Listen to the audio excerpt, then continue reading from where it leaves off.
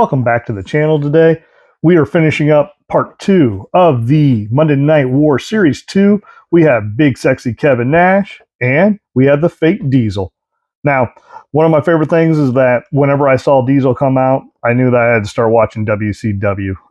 And then months later, they were like, hey, we're going to bring back Diesel. And I was one of those kids that was like, oh my gosh, Kevin Nash is coming back to the WWF. But that's when they brought out Fake Diesel. So what we're going to do is we're going to do like we always do. Look at the package, look at the figure, talk about the figures, and then we're going to finish up the rest of the show.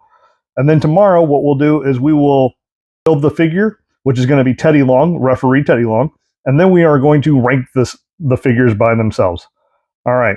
With that being said, we're going to start out with my favorite, Kevin Nash. I have met him multiple times. He is one of the nicest guys that you'll ever meet. My wife says I might have a borderline obsession, which I think that's rude, but I can see where she gets it. Now, anyway, looking at the package, I have that beautiful open window, nice little glamour shot of Kevin Nash, glamour shot of on the side, same picture. The other side just says Kevin Nash. On the back, you have the picture of Kevin Nash's debut, who actually wasn't being called Kevin Nash. He was being called the Big Surprise because at this point, they don't have a name for him yet. So you see Scott Hall right here getting ready to announce him, and there's Kevin Nash. So let's see what the little blurb says.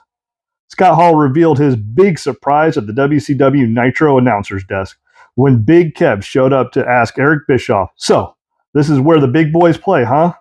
Let's look at the adjective, which by the way isn't an adjective. That's haunted him ever since. All right.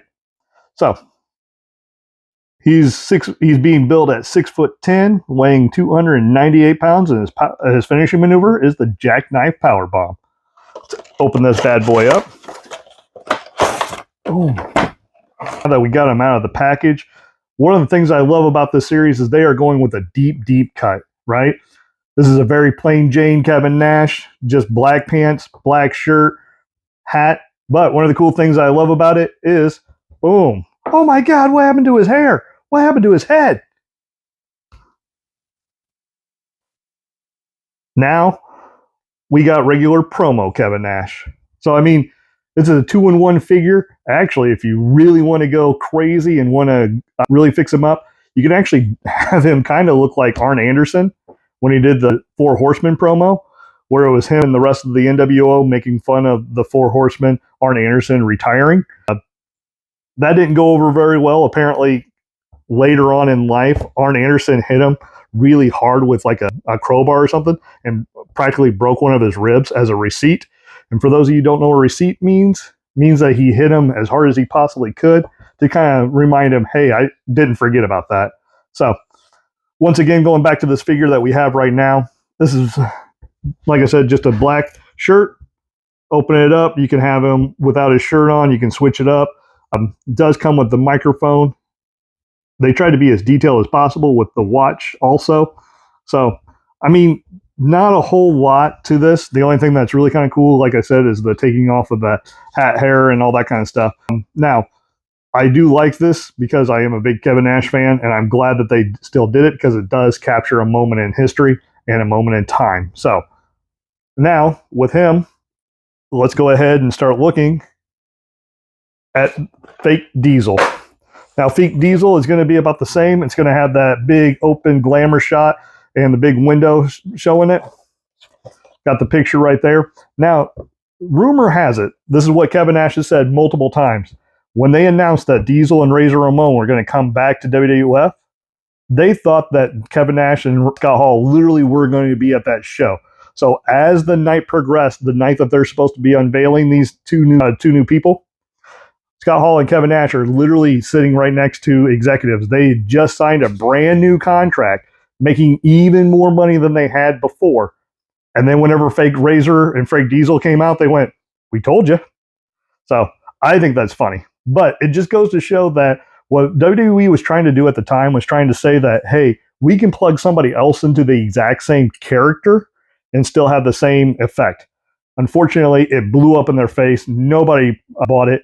But one saving grace is that if it wasn't for this guy trying to do his best with that character, we never would have gotten Kane. because it just showed that he was willing to do his best and stuff. He was also able to hone into his craft of being a pro wrestler, getting good in front of the camera, and taking direction. I'm so thankful that this happened, because had it not, sometimes you have to, go through the mud and the muck in order to get the diamond at the end. And that's what we got with this, because Kane obviously went above and beyond as his new character. So, looking at the back of this, it says Kevin Nash may have shocked the world when he showed up on WCW Nitro to find out where the big boys play, but Jim Ross shocked the universe when he reintroduced Big Daddy Cool Diesel. Kinda. So, pulling this bad guy out right now. Package. Now, talk about Mattel being financially smart. Number one, they gave us a deep cut. But if you think about it, these are all parts that are used from other wrestling figures. Okay, every single thing. We've already gotten the Diesel Power actual Kevin Nash as Diesel. We've gotten the same pants from Diesel. The only thing that they did was they switched out his head and the glasses to match Fake Diesel. Really? Now, everything, including the mic hands and the fist hands, all of this has been reproduced already before. So talk about getting in a series that basically you can use over and over again. Got a lot of money made out of it because everybody wanted these type of characters, but also it made it to where they can use this so that they can get other characters down the line and they can retool them.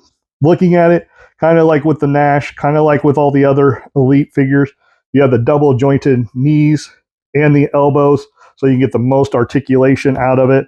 But one of the things I love about this is that more of the nostalgia and the history of it kind of makes me go down memory lane. Like I said, I was there on the edge of my seat thinking Kevin Nash is going to be in both spots, not knowing that it was Kevin Nash was his name, but it worked out really, really well. So I am very, very happy with this. You can take off the vest if you want to. You can take off the head. Really not a need to take off the head because this is a character all on its own. So what do you think? What is your thoughts on this? Do you remember seeing this stuff happen back when you were a kid? Or if you weren't, have you ever gone back on WWE Network to see this stuff? So with that being said, we are done with Series 2 as of the regular unboxing. Tomorrow we're going to build Teddy Long, and then I'm going to rank from least favorite all the way to my favorite of the. I hope you have a great day. Have a good time. Be kind to yourself and be kind to others. Have a good one. Bye.